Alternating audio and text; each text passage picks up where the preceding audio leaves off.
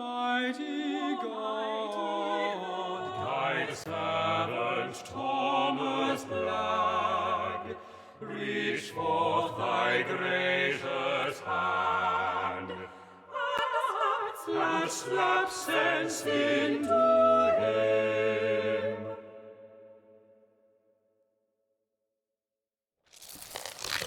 Good morrow, Dean Blagg. How fare you this day? Well, Dr. Foreman, I must own that I do not fare well, for my recent investments have left me in a rather vexing financial position. Verily, that is ill to hear.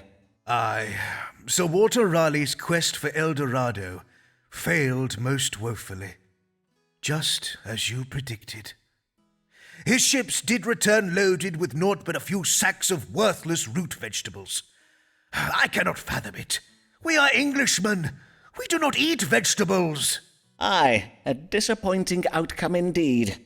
Oh, but that is all by the by, for you will be pleased to know that I put my remaining fortune into a new venture so assured of success that I will make all my money back and more. Assured, you say? How very reassuring. I have invested in an expedition to intercept a fleet of Spanish ships carrying gold back from the New World. For this expedition, Sir Walter Raleigh will be joined by that famous military genius, Robert Devereux, the Earl of Essex, so success is virtually guaranteed. There is but one small worry, however. Ah, only one? Aye. 'Tis that Raleigh and Essex set sail full 2 months past, but there is yet no tidings of them. Such silence is a trifle vexing. Have they yet captured the Spanish treasure ships? Surely no ill has befallen them. A most vexing mystery indeed. Let us see whether the stars can tell us what has become of this expedition.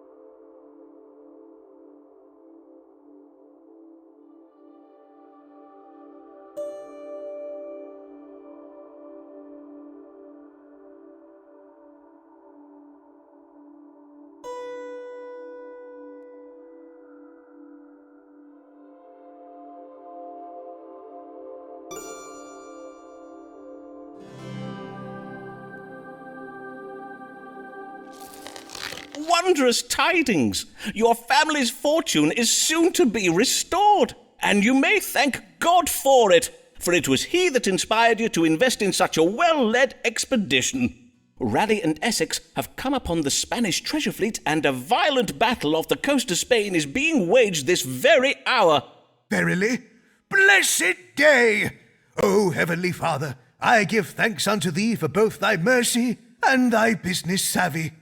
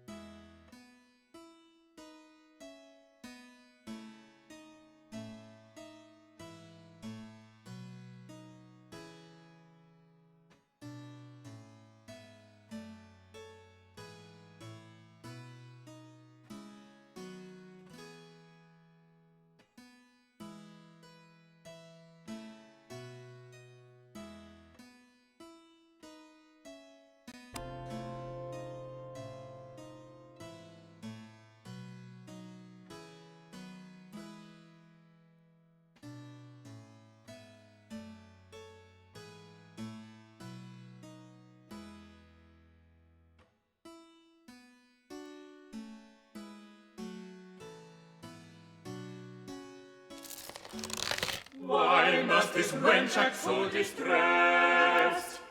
Mayhap she can't abide a jest. No welcome love when 'tis professed. What an ungrateful lady! What an ungrateful lady!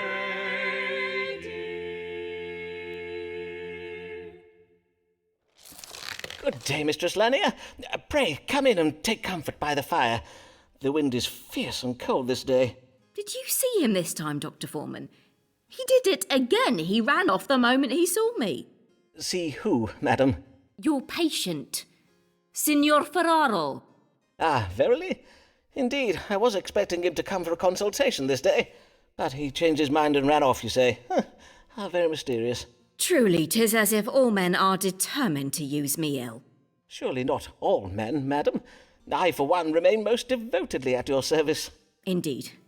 It does seem that I must beseech your pardon. For some years ago you rightly foresaw in the stars that my alliance with Mr. Shakespeare would end in theft and deceit. But I would not heed you. I have been a fool, Dr. Foreman. My dear lady, I do not need to read the stars to see that something grave has befallen you. Pray, tell me what it is. Yesterday I did meet with Mr. Shakespeare to discourse upon our new play, which is to open this week at the theatre in Shoreditch. But though I was determined not to confront him about the sonnets he wrote about me, 'twas difficult to hide the heaviness I did feel in his company. I can well imagine, madam. So then, well, he remarked upon my dark humour. To wit, he said to me, "Amelia, your pretty brow does furrow, so I will kiss it smooth." And I sense that you did not receive this well? Indeed, I did not. Forsooth, I was so enraged by this, I reversed my flagon of ale full over his head. Ah. Whereon he rose from his stool, declaring I was the most ungrateful and unworthy wench in all of Christendom, and then he flew out of the tavern like a bat from out the gates of hell. A most vivid image, and no doubt most apt.